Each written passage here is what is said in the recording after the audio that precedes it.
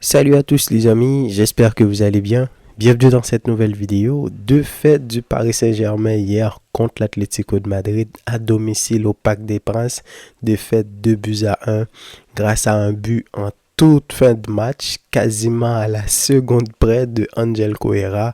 Et du coup, l'Atlético Madrid a fait l'exploit. L'exploit parce que l'Atlético, tout comme le PSG, d'ailleurs même je pense que l'Atlético est beaucoup plus en crise parce qu'ils ont perdu contre Lille à 3-1 à domicile, ils ont perdu contre Benfica 4-0 en déplacement et ils ont fait une petite victoire contre Leipzig en première journée.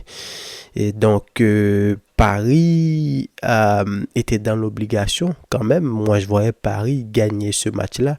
Surtout le début de Champions League qu'ils font. Après 4 matchs, ils ont que 4 points.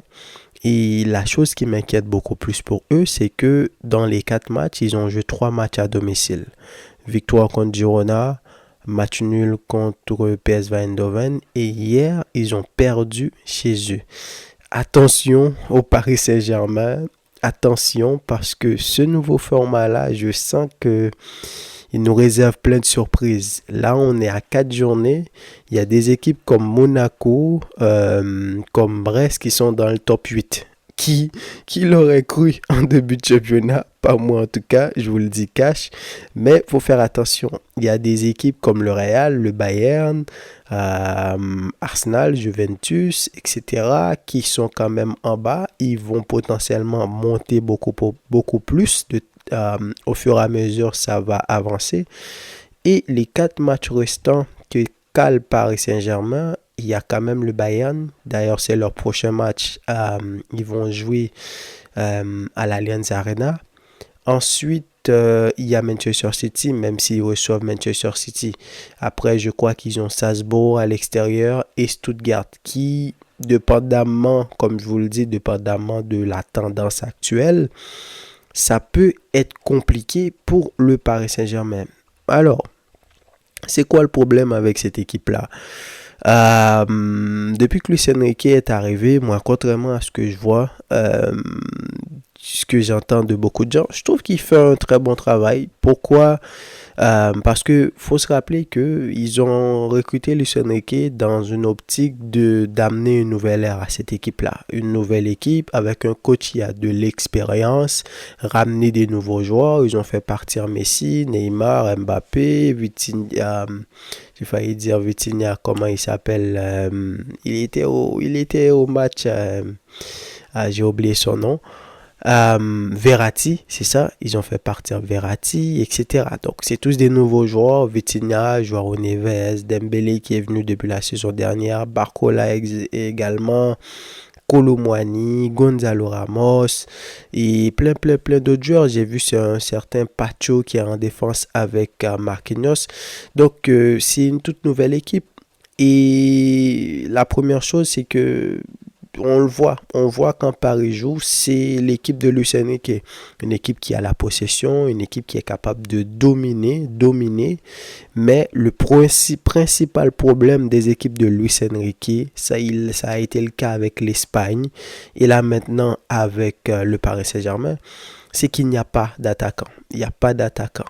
Dommage, ils ont perdu Gonzalo Ramos en début de saison, lui qui est censé revenir à la fin du mois, qui a commencé petit à petit à gagner sa place.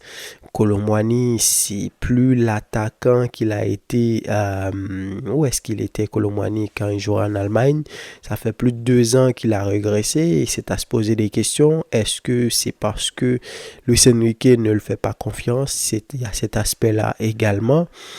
Mais même Gonzalo Ramos, il a dû se battre pour gagner sa place dans cette équipe-là. Luis Enrique a une obsession avec des King Gang Lee et des Marcos Asensio pour mettre en tant que faux neuf. Et ça marche pas. Quand tu vas jouer contre des équipes contre Arsenal, là, qui fait partie de l'une des meilleures défenses d'Europe, tu peux pas les bouger. T'as Dembélé, t'as Barcola, c'est des vrais ailiers, ils sont capables de déstabiliser. Mais qu'est-ce que tu peux faire? L'exemple flagrant, c'était hier, vous l'avez vu, Simeone est venu dans un 4-4-2, il a doublé ses lignes, il a doublé quasiment tous les compartiments du terrain. Et Paris a eu du mal. Et le seul but que Paris a pu marquer dans le match, c'est une erreur de Clément Lenglet. Vous rendez compte, c'est Clément Lenglet qui a fait une erreur et grâce à ça, Zaïre a pu marquer. Sinon, Paris a eu des occasions, des parades de Oblak, mais à aucun moment, Paris était extrêmement dangereux. Et si on regarde bien les 4 derniers matchs du Paris Saint-Germain pendant la Ligue des Champions, c'est le premier match, c'était Nuno Mendes qui avait marqué. Le deuxième match, ils n'ont pas marqué, de fait 2-0. Troisième match contre PSV Eindhoven, c'était Hakimi. Et hier, c'est Walid Zaïre-Emery. Donc, encore un autre exemple flagrant que cette équipe-là, en avant, ça manque d'inspiration. Ça tourne beaucoup trop autour du pot. C'est une équipe agréable à regarder jouer. Des Hakimi, des Joao Neves, là, il est en forme. Vitinha, petit à petit, encore une fois, qui regagne sa place. C'est pas l'équipe avec un vrai milieu défensif, même s'ils ont des lacunes défensives, parce que vous l'avez vu, le deuxième but qu'ils ont encaissé, une passe qui a traversé toute la ligne de la défense de Griezmann et Angel Correa a réussi à marquer. Donc, il va falloir vite que Paris arrive à régler ça. Et comme je vous l'ai dit, pour moi, ils peuvent encore le faire. Mais il faut faire attention parce que le prochain match là qu'ils vont jouer contre le Bayern, ils n'ont pas le droit à l'erreur. Minimum, ils doivent faire un match nul. Ensuite, pour espérer gagner leur match contre Salzbourg et pourquoi pas affronter Manchester City dans un meilleur état d'esprit. Si tu gagnes 4 points sur 2 matchs, tu vas être à 8 points. Donc, tu as 2 matchs où tu joues chez toi et ensuite tu vas à l'extérieur chez Stuttgart. Si tu es capable, je vais dire, de faire au moins 4 points à nouveau, peut-être que tu peux terminer à 12 points et gagner ta place pour les barrages parce que c'est ça que je pense. Il y a des équipes comme le Real qui vont monter, comme je l'ai dit, comme le Bayern qui vont monter et ça va être difficile pour Paris Saint-Germain de terminer dans le top 8. Ça, j'y crois pas. Surtout ce que je vois avec cette équipe-là, ce que cette équipe-là dégage, à moins d'un grand changement de Gonzalo Ramos qui revient en feu et que Luis Enrique arrive à trouver la solution. Ça va être compliqué, mais ceci dit, beaucoup de surprises avec ce nouveau format. Tu vois, le Bayern qui va affronter le Paris Saint-Germain, après 4 journées, le Bayern n'a que 6 points et Paris n'a que 4 points. Donc, ce qui veut dire que tu auras un match excellent à regarder. Manchester City qui a perdu. Donc, faut faire attention. Et puis, je ne sais pas si c'est parce que moi, avec le Barça, j'ai connu des moments compliqués. C'est pour ça que je suis peut-être un petit peu plus relax en parlant du Paris Saint-Germain pour dire que c'est pas vraiment un problème. Un nouveau projet, ça prend du temps. Je pense pas que les supporters parisiens ont déjà pensé on pense déjà qu'ils sont capables de gagner en Europe. Guardiola a galéré avec Manchester City avec le même système, une équipe de possession. Et il y a encore des changements à faire dans cette équipe-là aussi. Peut-être que quelqu'un comme Marquinhos devrait partir. Ça fait longtemps qu'il est là, il est capitaine. Mais il n'a pas gagné grand-chose, si ce n'est que les championnats. Il n'est pas arrivé très loin et parfois même on a des problèmes avec lui. Et Donnarumma, encore une fois, certains lui reprochent sur le but. Même si quand même, je me dis, il aurait pu la prendre quand même si la balle a se matché un petit peu. C'était un tir bizarre de toute façon de Correa. Mais il y a des trucs qui sont flagrants. Dans les grands matchs de la Roma, on parle plus de lui, Marquinhos. Et Nuno Mendes, je trouve qu'il n'a pas vraiment évolué comme latéral. Ça fait presque 3-4 ans qu'il est là, Nuno Mendes. Il n'a pas vraiment évolué.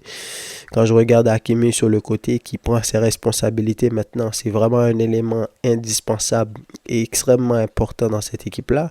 Avec Dembélé, ils font la bonne doublette sur le côté droit. Et donc, je pense que Luis Enrique, il faut lui laisser du temps. Il ne faut pas être critique envers lui. C'est vrai qu'il a son caractère. La dernière fois contre Arsenal, il n'est pas venu avec Dembélé. Tout le monde a chialé. Mais on connaît Luis Enrique. Il est comme ça. C'est lui la star.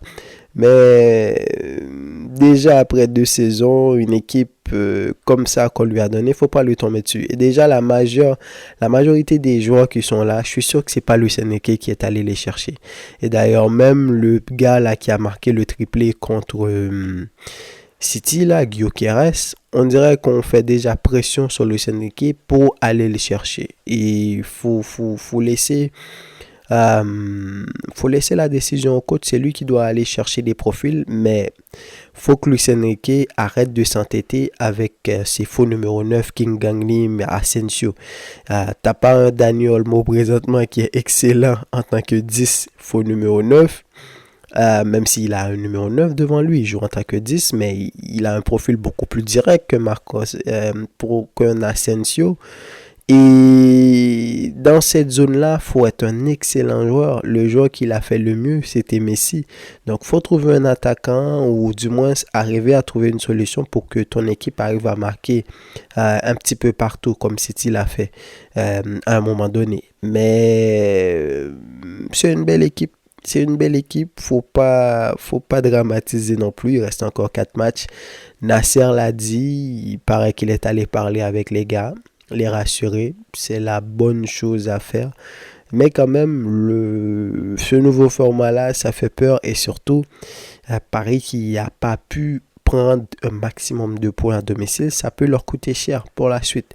Donc, évidemment, je vais suivre tout ça. Jusque-là, ce nouveau format, il me plaît. Et donnez-moi vos avis, les amis, dans les commentaires. Dites-moi qu'est-ce que vous avez pensé de ce match. Et quant à moi, je vous dis à la prochaine pour une nouvelle vidéo. Salut!